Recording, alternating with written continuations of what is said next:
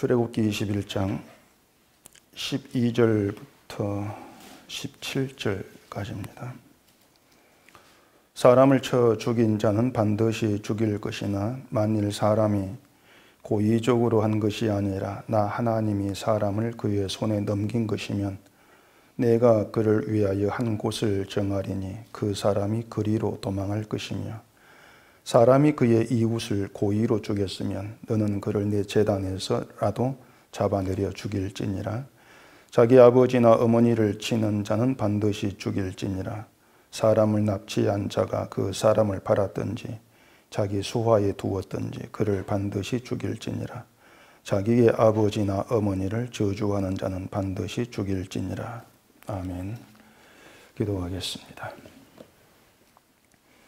하나님 말씀 아래에서 우리가 어떠한 존재인가를 오늘도 이 말씀 속에서 찾기를 원합니다.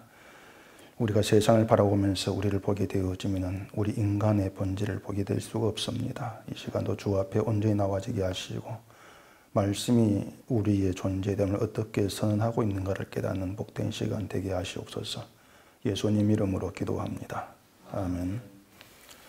오늘 본문 내용을 보게 되어지면 죄가 나오고 그 죄에 대한 처벌이 나옵니다. 그 모든 처벌은 공통적으로 반드시 죽이라 이렇게 되어 있습니다. 결국 본문의 내용은 반드시 죽임을 당해야 될 죄, 거기에 대해서 얘기를 하고 있다. 그렇게 볼 수가 있겠죠. 보면 12절은 이제 사람을 쳐 죽인 자 반드시 죽이라 했고, 또 15절은 부모를 치는 자도 반드시 죽이라 하고, 16절은 사람을 납치해서 팔았든지 자기 종으로 수호로 삼았든지 반드시 죽이라 하고, 또 부모를 저주하는 자도 반드시 죽이라 이렇게 이제 죽임을 당할 죄가 반복돼 나오고 있습니다. 쉽게 말해서 사형에 해당된 죄 이렇게 얘기할 수가 있는데, 우리 상식으로 조금 납득되지 않는 게 뭐냐면은 사람을 죽인 죄하고 또 그 뒤에 나오는 부모를 치는 것, 부모를 저주하는 것, 그리고 사람을 납치한 것, 이러한 것들을 모두가 다 동일한 죄, 그 사형죄로 취급을 한다는 겁니다. 사람을 죽인 것이나 또 다른 이제 그 죄를 동일한 무게의 죄로 이제 그렇게 보고 있다는 뜻인데, 부모 공경을 최고의 덕목으로 치는 유교적 분위기라면은 부모를 때린다거나 저주를 하는 것을 이제 사람을 죽인 것과 동일하게 처벌할 수가 또 있겠죠. 근데 사람을 납치해서 팔았든지 자기 수하로 이제 삼았든지 간에 그건 사람 어쨌든 죽이지는 않은 거죠. 유괴를 한 것인데 그냥. 근데 그것도 사람을 죽인 것과 동일하게 사형으로 처벌한다. 이걸 어떻게 보면 형평성에 어긋난다. 죄의 무게를 따져봤을 때 좀 어긋난다. 이런 느낌이 우리에게 들 수가 있는 겁니다.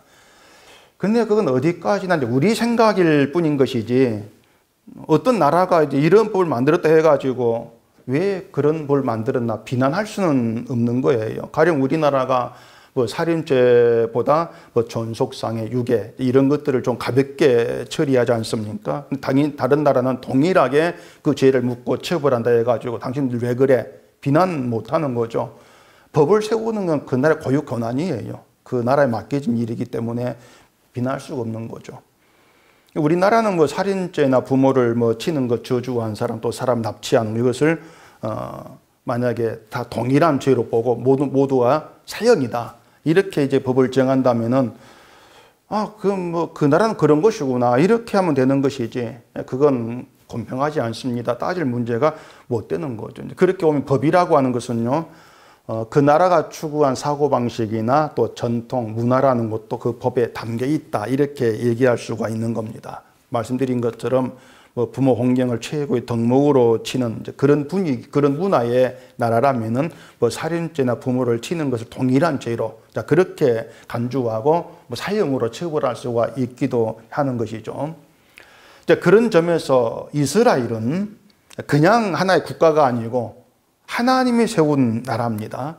하나님의 뜻과 계획에 의해서 세워진 그런 나라가 이스라엘인데, 이스라엘은 그렇게 하나님의 뜻과 계획을 품고 있는 나라예요. 일반 이방 나라와 같은 하나의 국가가 아니고 하나님의 뜻과 계획을 품고 있다.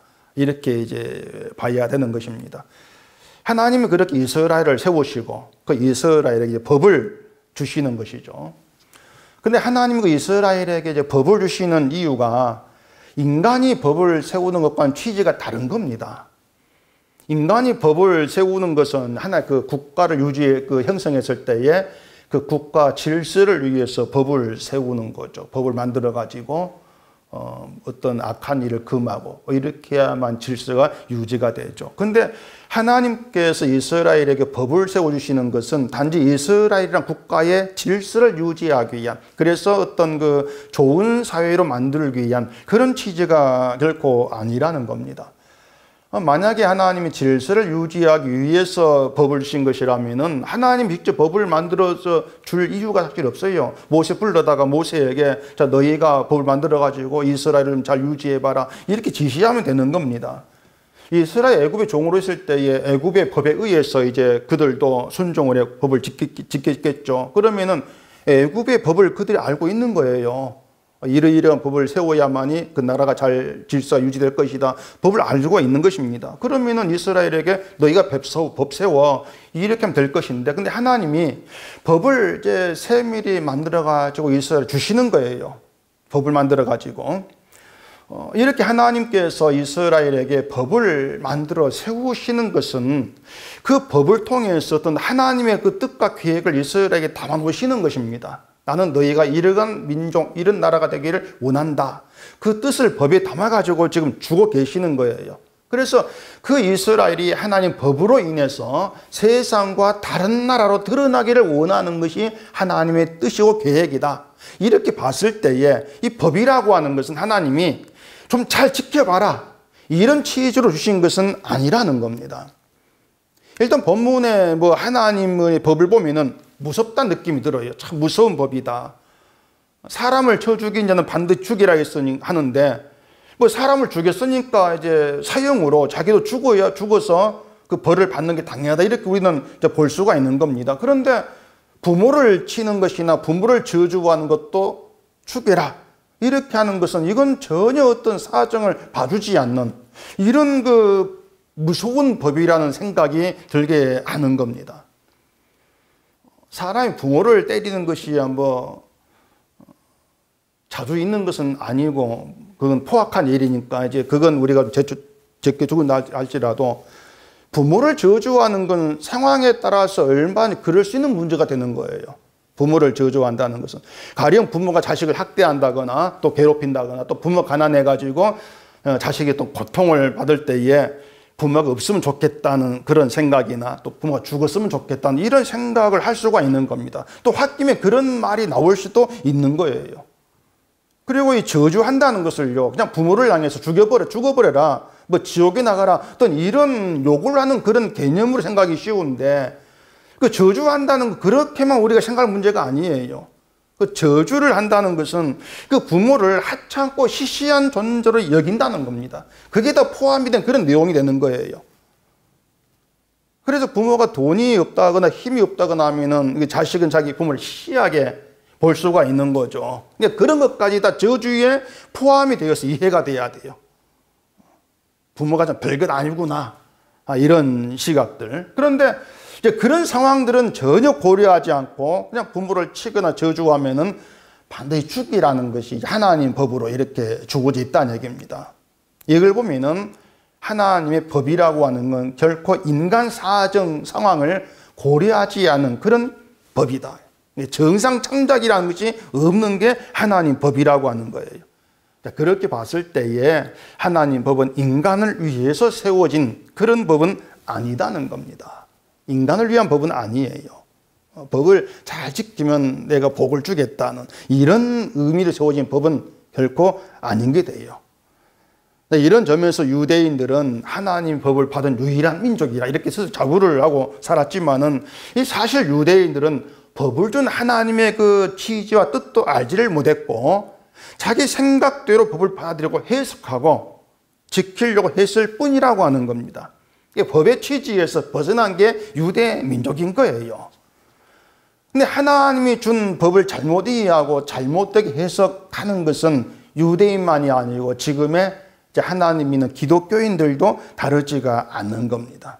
대개 기독교인들도 하나님 법 말씀을 우리가 지켜야 되고 또 지키면 복을 주는 그런 말씀으로 받아들이는 것이 유대주의와 같은 맥락이 된 거예요. 동일한 생각이 되어버린다 얘기죠. 그리고 법을 지키라고 하는 것도 이제 하나님께서 주신 법대로 살면은 하나님 믿지 않는 세상보다는 더 이제 착하게 사는 것이 되고 또 그게 하나님 기뻐하는 것이라는 이러한 것들이 기독교의 보편적인 생각으로 자리하고 있는 거죠. 근데 만약에 하나님의 법을 주신 이유가 그런 것이라면은 좀 하나님이 그래도 지킬 만한 법을 주셔야 되지 않겠습니까? 사람이 살인이나 또 이웃을 고의로 죽이는 것이나 어떤 부모를 치는 것은 문자대로 하면 지킬 수가 있다 이렇게 생각할 수가 있을 겁니다. 근데 17절에 말한 것처럼 자기 아버지나 어머니를 저주하는 자는 반드시 죽일지니라는 이 법으로부터 자유로울 사람은 사실 없습니다. 14절 보면 이렇게 얘기하죠. 사람이 그의 이웃을 고의로 죽였으면 너는 그를 내 제단에서라도 잡아내려 죽일지니라.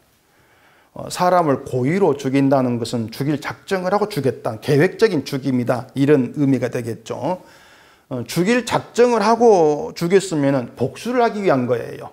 복수를 하기 위한 것일 것이고 또 그 복수는 미움에 의한 것으로 이렇게 볼 수가 있겠죠. 그렇다면은 그 고의로 사람을 죽인 그 내면에 뭐가 있냐면은 너는 죽어 마땅하다는 생각이 자리하고 있는 겁니다. 넌 죽어 마땅해. 근데 그렇게 고의로 사람을 죽였으면은 그를 내 제단에서라도 잡아내려서 죽이라. 그게 하나님의 이제 말씀인 거죠. 제단에서 잡아내려라. 사람이 제단에 무엇 때문에 있겠습니까? 하나님께 제사하기 위해 제단이 있는 겁니다. 제물을 바치고 또 제사하면서 하나님 용서를 구하려고 제단에 올라간다는 얘기예요. 그런데 그렇게 제단에서 제물을 바치고 제사를 하고 있는데 그렇할지라도 잡아내려가지고 죽이라고 하는 것은 결국 제물을 바치고 제사하는 그런 행위로도 용서가는 죄다. 고의로 사람을 죽이는 것이 이런 의미가 되는 거예요. 그러면 하나님께서 무겁게 보시는 것이 뭐냐면은 사람을 죽였다. 그걸 무게 보시는 것이 아니고 고의로 죽였다. 이걸 무게 보는 겁니다 말입니다. 고의로 죽였다는 거. 사람을 고의로 계획적으로 복수를 위해서 미움 때문에 죽인 거. 이걸 하나님 무겁게 보고 계시는 거예요. 그 13절 보면은 이런 얘기 있습니다. 만일 사람이 고의적으로 한 것이 아니라 나 하나님이 사람을 그의 손에 넘긴 것이면 내가 그를 위하여 한 곳을 정하리니 그 사람이 그리로 도망할 것이며 이것이 사람을 죽였는데 사형을 피할 수 있는 유일한 경우에 해당됩니다. 그게 뭐냐면 고의로 죽인 것이 아니고 실수로 죽였을 때에 살 수 있는 길을 하나님이 주신 거예요. 그 실수로 죽인 것을 하나님이 하신 일로 그렇게 얘기합니다. 하나님이 사람을 그의 손에 넘김으로써 죽이게 되어진 거.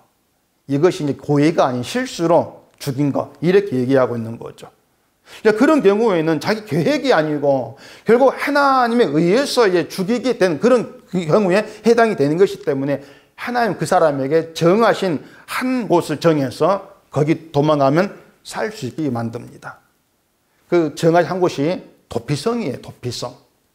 그게 이제 나중에 또 뒤에 나오는데 그 국가의 법도 보면은 고의로 죽인 것하고 실수로 죽인 것하고 차등을 주어 처벌하잖아요. 사람을 죽인 것도 고의로 한 것도 살인죄인데 실수로 한 것은 과실치사 이렇게 구분해가지고 처벌을 합니다. 그래서 실수에 대해서는 고의로 한 것보다 좀 더 강대적으로 처벌하긴 하지만은 용서하지는 않아요.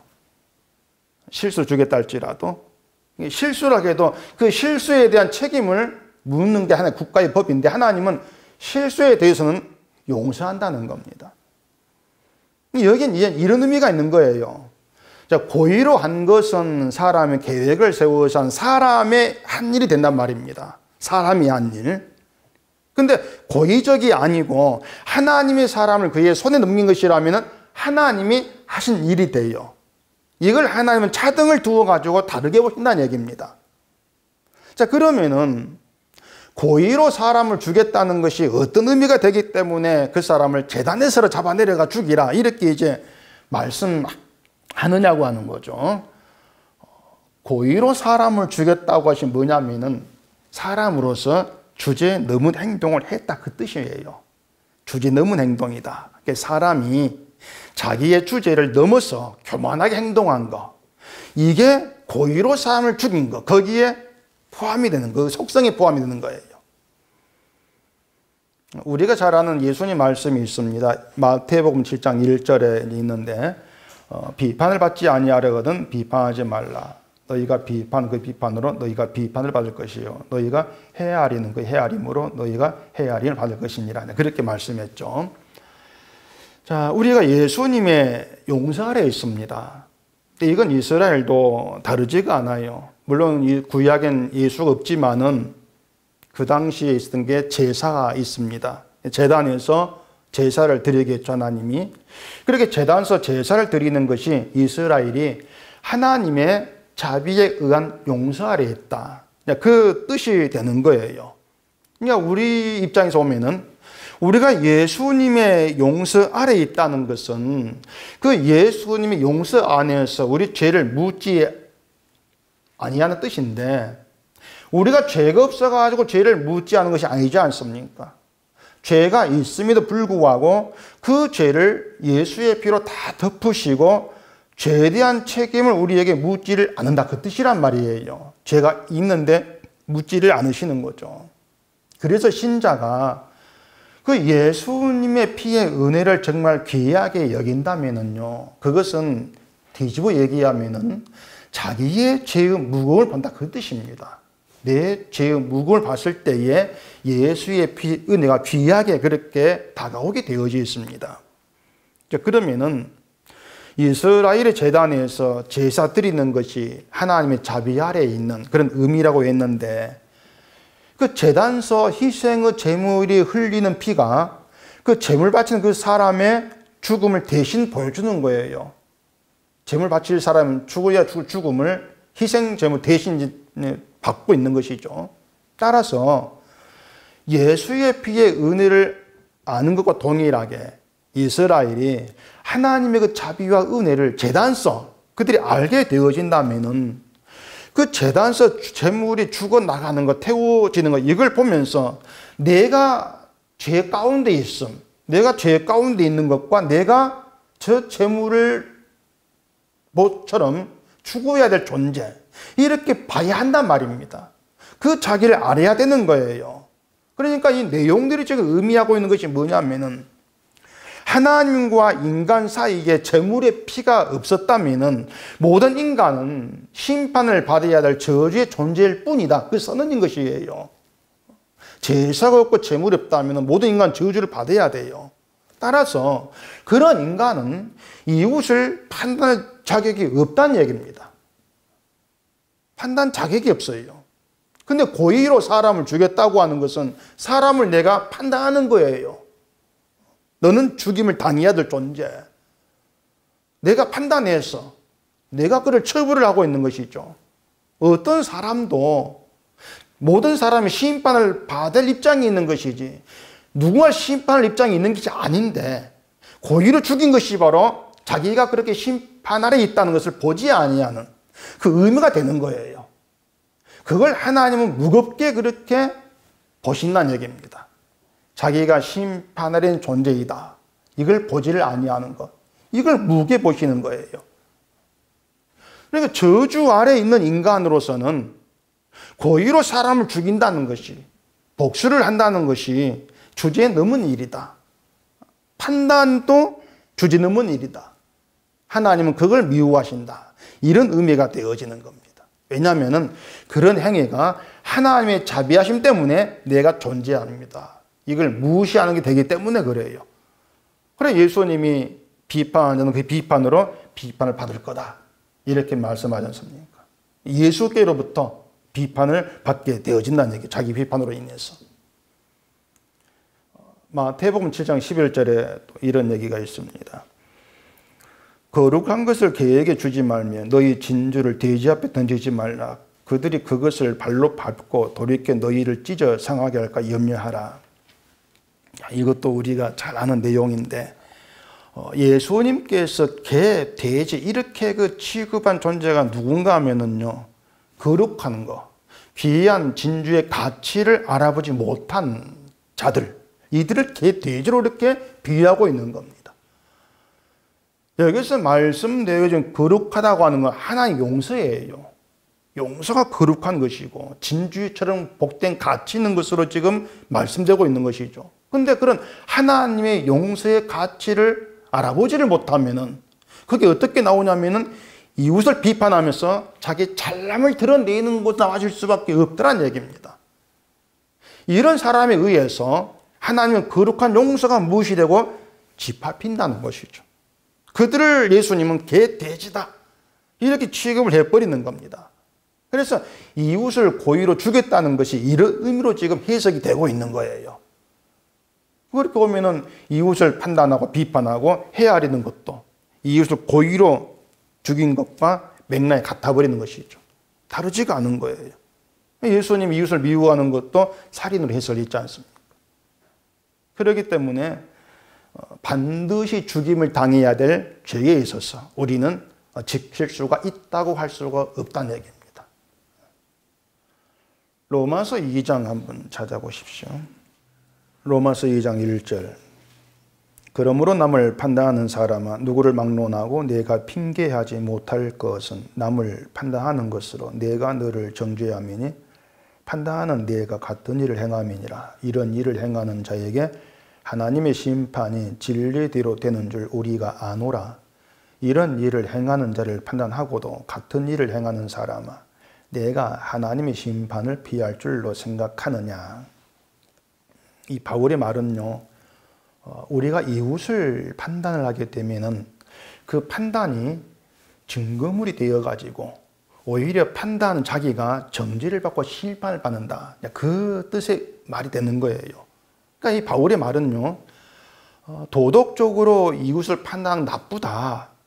이걸 얘기하고 있는 것이 아니에요. 이웃을 판단하는 게 나쁜 거야. 이건 사람 다 아는 얘기입니다. 아는데 문제는 남을 판단하고 헤아려 비판은 나쁜 거라는 걸 알면서도 자꾸 판단과 비판과 헤아림으로 나가게 되는 게 인간인 것이에요. 그 속성이. 그래서 지금까지 내용을 종합해 보면은요, 반드시 죽일지니라 말씀한 하나님 법이 이스라엘에게 그리고 우리들에게 지금 얘기하고 있는 것이 뭐냐면은 너희는 하나님 위해서 반드시 죽임을 받고 심판을 받을 존재이라는 것을 보이고 있는 겁니다. 이 법이라고 하는 것이. 그래서 하나님 법은요, 죽음의 법이에요. 이 법이라고 하는 게 의미가 죽음의 법. 이 하나님 법에는 우리가 살 수 있는 길이나 가능성이 없습니다. 꽉 막혀 있어요. 하나님 법에 의해서 우리가 살려면 법을 지키는 밖에 없습니다. 그런데 말씀드린 것처럼 법을 지키는 것은 인간 능력이나 자질로 불가능한 일이에요.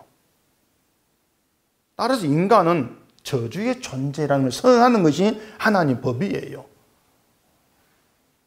그런데도 이제 하나님 법을 우리가 잘 지키고 실행을 하면은 복을 받는다. 이렇게 생각을 하고 있는 것이 결국 거룩한 것을 질밟는 개와 돼지처럼 행하는 것이다.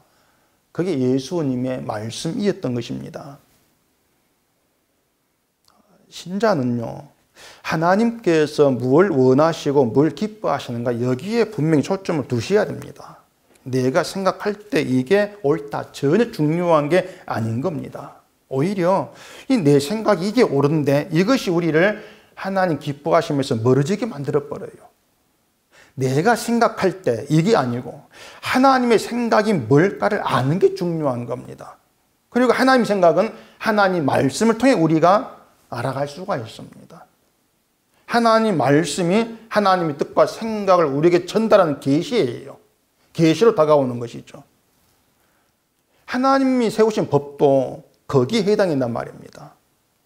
그래서 하나님께서 법을 주신 이유가 이스라엘을 선하고 착한 나라로 만들기 위해서이 아닌데 이걸 좀 이제 돌려가지고 이 법이 이스라엘을 선하고 착하게 만들려고 하는 것이다. 이렇게 우리 생각해 본다면은, 그럼 이게 세상과 이스라엘의 구분점이 사라져버린다는 얘기입니다. 오늘 본문의 법이 이스라엘을 뭔가 선하고 착한 민족 되게 한다 했을 때에는 좀 부족해요, 사실은요. 도덕적으로. 사람을 죽이지 않고 부모를 공경하고 이걸로 선하고 착한 민족이야. 이렇게 보려면 세상도 얼마인지 우리도 그 정도 하고 있다고 이렇게 주장할 수 있지 않겠습니까? 또 만약에 이 법처럼 부모를 뭐 치고 저주한 사람도 사형 죽여버리고 이렇게 한다면은 오히려 세상으로부터 인권 탄압이라고 하면 욕받을 겁니다. 그런 법이 어디 있나? 지금 추세가 사형제도를 없애라는 추세인데 부모를 저주했다고 사형시킨다면은 뭐 잘했다 칭찬할 그런 뭐 다른 이방 사람 없을 거예요. 세상 그렇게 하나님 법을 좋다고 반응하지를 않습니다.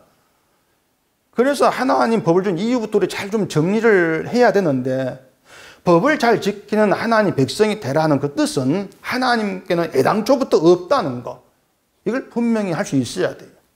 그래서 그 법에 담긴 한 뜻이 뭔가 하면은 이스라엘 너희가 어떤 존재 인간인가를 알라 그거예요. 너희는 이런 존재 인간이라는 것을 제발 좀 알라는 겁니다. 이스라엘이 홍해에서 구원도 받고 또 광야에서 수많은 원망과 불평 속에서도 약속의 땅에 들어가 살게 되었지만은 그들은 실상은 죽어야 될 심판의 존재일 뿐이라는 걸 좀 알아라는 것이 하나님의 법에 담긴 뜻입니다. 죄를 안다는 거, 우리가 심판의 존재임을 안다는 것, 이것이 하나님의 나라 이스라엘의 첫 출발점으로 하나님 삼으시겠다는 겁니다. 죽은 자로 만들어서 출발시키겠다. 죽음의 존재로 출발하라고 하는 것이죠. 그게 중요한 맥락이 되는 거예요. 물론 하나님 법을 받은 이스라엘은 생존에 있죠. 근데 육신으로는 생존에 있지만은 스스로를 바라볼 때에는 죽은 자임을 아는 백성 되게 하겠다. 그겁니다. 죽은 자임을 아는 백성 되게 하겠다. 자기의 죄를 보면서 죄로 인해 반드시 죽은 자가 나라, 이스라엘 우리다. 이렇게 바라봄으로써 그 죄를 용서 덮으신 하나님의 은혜를 보는 자로 만들어내겠다는 겁니다. 그게 하나님의 취지가 되는 거예요. 그렇게 이스라엘을 하나님의 은혜 아래 있게 하시고 은혜로 사는 걸 아는 백성으로 세상에 남기시고자 하는 것이 하나님의 뜻입니다. 왜냐하면 그게 이스라엘 거룩이에요. 하나님의 은혜로 산다. 그 고백이 있는 것이 이스라엘의 거룩이고 믿음의 모습이 되는 것이죠. 그렇게 이스라엘은 세상과 구별되는 겁니다. 그런 거룩한 존재로. 그냥 착함, 여기 뜻을 두게 되면은 하나님과 상관없이 착한 사람이 세상에 얼마나 참 많이 있어요. 우리가 세상 악하다 그러지 않습니까? 세상 악해. 이렇게 얘기했을 때에 악하다고 하면서 왜 악한지를 모릅니다. 그냥 뭐 살인 있고 강도 있고 악한 세상에 이렇게 보고 있는데 하나님 세상 그런 의미에서 악하다고 말씀하지를 않아요. 또 어떤 사람은 뭐 예수를 안 믿으니까 악하지 이렇게도 얘기하지만은 예수를 믿지 않기는 기독교인들도 마찬가지입니다. 창세기 6장 5절 보면은 여호와께서 사람의 죄악이 세상에 가득한가 그의 마음으로 생각하는 모든 계획이 항상 악할 뿐임을 보시고 이렇게 말씀했죠. 하나님이 세상을 물로 심판한 이유, 그것이 세상이 악하기 때문이었습니다. 악하기 때문인데 뭘 악하게 보셨냐면은 사람이 마음으로 생각하는 모든 계획, 그걸 악하게 보신 거예요. 이상하죠. 사람이 자기 마음에 계획을 세우는데 왜 그걸 악하게 보십니까? 그게 뭐냐면은 사람이 계획을 세울 때에는 그 계획은 모두 자기를 위한 겁니다. 자기를 위해서, 날 세우기 위해서 계획을 세우고 그 계획을 이루려고 애를 쓰죠. 그러니까 사람 계획 중심에 있는 인간이 있어요.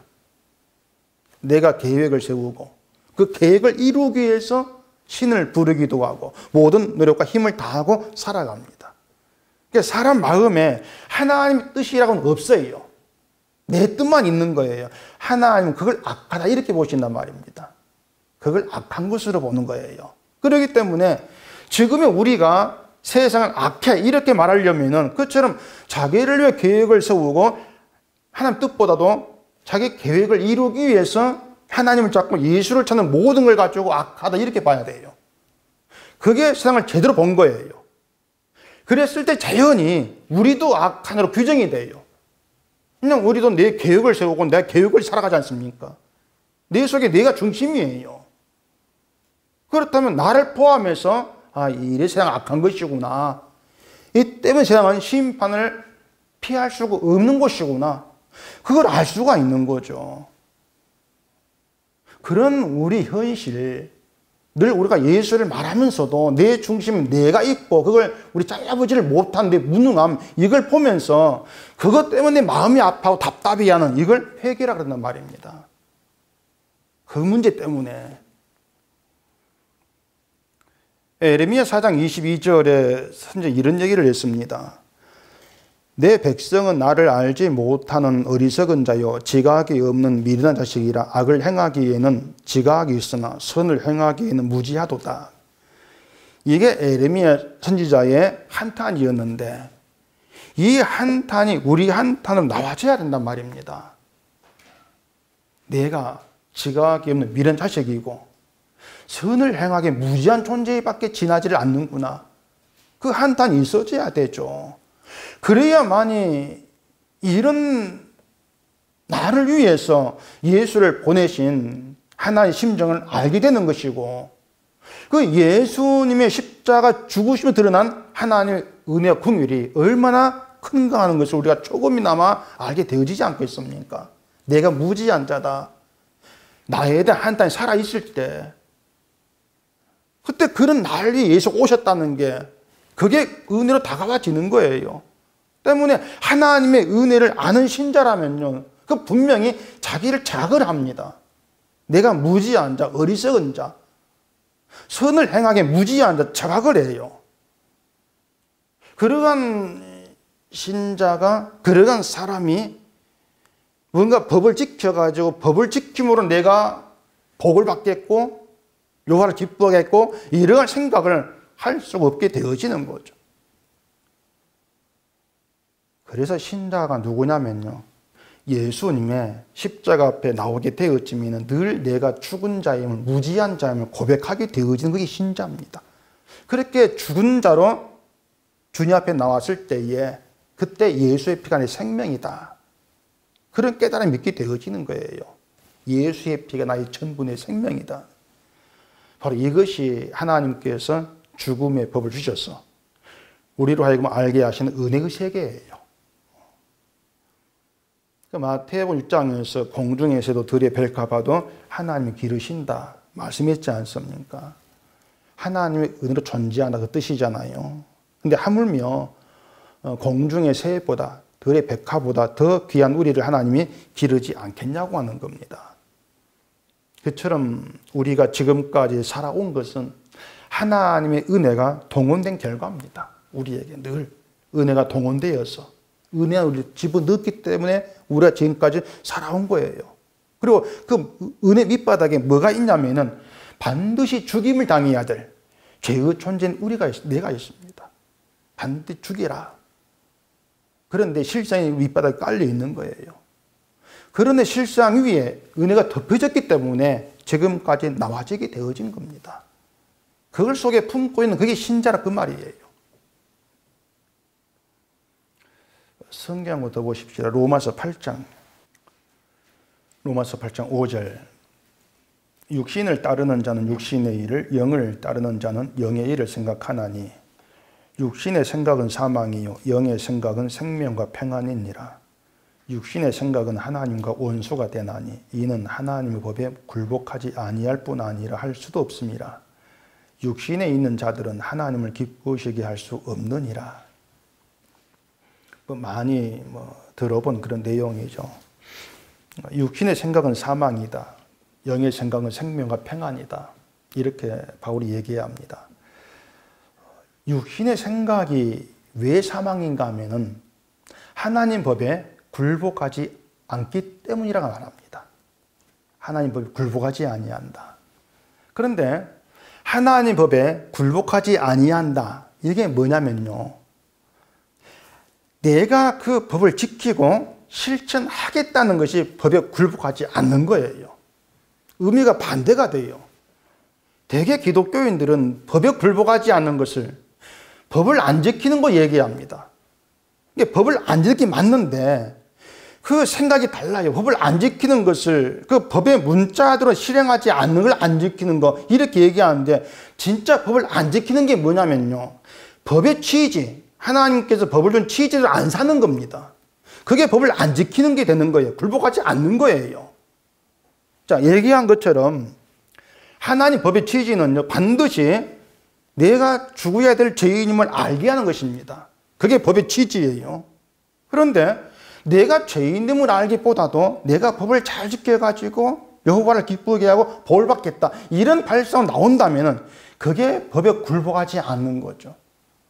법은 네가 죄인이야, 너 무지야 이렇게 얘기하고 있는데 나는 법을 지켜 복 받겠습니다. 결국 자기 무지를 자기 인정하지 않는 것이기 때문에 굴복지 않는 거예요. 그걸 육신의 생각 이렇게 얘기합니다. 그것을 사망이라 그래요. 사망이다. 그래 바울은 그런 육신 생각으로는 하나님을 기쁘시게 할 수 없다. 이렇게 단언을 하죠. 그래서 참 기독교인들이 정말 좀 바르게 알아야 될 것은요. 말씀을 내가 잘 지키고 실행을 하고 실천함으로써 여호와를 기쁘게 하고 그래서 내가 좀 하나님의 뭔가 받겠다는 그런 발상으로 나오는 것이 사망으로 가는 것이다. 그런 놀라운 의미가 되어져 버린단 말입니다. 왜 그게 사망이냐? 우리를 구원한 하나님의 은혜와 사랑을 외면하는 것이에요. 그 자체가. 육신 생각이. 반드시 죽임을 당해야 될 거. 그게 나라는 걸 알고 그 내 악함을 보면서 하나님의 은혜와 사랑의 세계인 십자가로 나와지게 되어지는 게 성령 받은 영의 생각, 영적인 존재인데 오히려 그 반대길로 가는 것이 자꾸 내 육신 생각을 가지고 날 위해서 뭔가 이뤄보겠다는 그 사상밖에 안 되는 겁니다. 그걸 바울이 단언하면서 사망이다. 왜? 거기에는 은혜가 없는 것이고 용서가 없는 길이기 때문에 사망이다. 이렇게 선하고 있는 것이죠. 그래서 우리가 하나님께서 세우신 이 죽음의 법, 그 법을 통해서 우리가 어떠한 존재였다가 하나님께로 부름받아 나와 있고 그 십자가 은혜라는 우리에게 어떤 능력이 다가와치는가 그 밑바닥에 저주의 존재인 내가 있다는 것을 우리가 좀 돌이켜 생각하면서 예수의 피의 은혜라는 것이 이렇게 놀라운 것이구나. 좀 그렇게 다가와질 수 있어져야 되는 거예요. 그래서 하나님의 이 법을 우리가 보면서 내 실상이 이렇구나 좀 깨닫고 십자가에 피 흘려 죽으신 예수님의 은혜의 세계만 우리가 좀 바라보게 되어지면서 그 은혜 안에서 감사함이 있고 은혜 안에 평강이 있고 즐거움이 있는 그런 복된 믿음의 길 오직 그 길을 바라보고 나아가는 것 그게 신자됨이라는 것을 마음에 두시기를 바랍니다. 기도하겠습니다. 우리 아버지 하나님, 우리가 또 이 시간 하나님의 법 앞에 나와서 인간의 실상이 무언가를 또 보게 되어집니다. 반드시 죽일지니라 이 말씀 안에 내가 들어있음을 깨달아 알게 하시고 우리가 십자가를 얘기하고 은혜를 얘기할 때에 그 은혜의 세계 밑바닥에 나의 어떤 모습이 있는가를 보게 하시면서 나의 악함, 나의 저주를 다 덮으신 예수의 피로서만 감사함이 있고 기쁨이 있는 저희가 되도록 해주시옵소서. 예수님 이름으로 기도합니다. 아멘.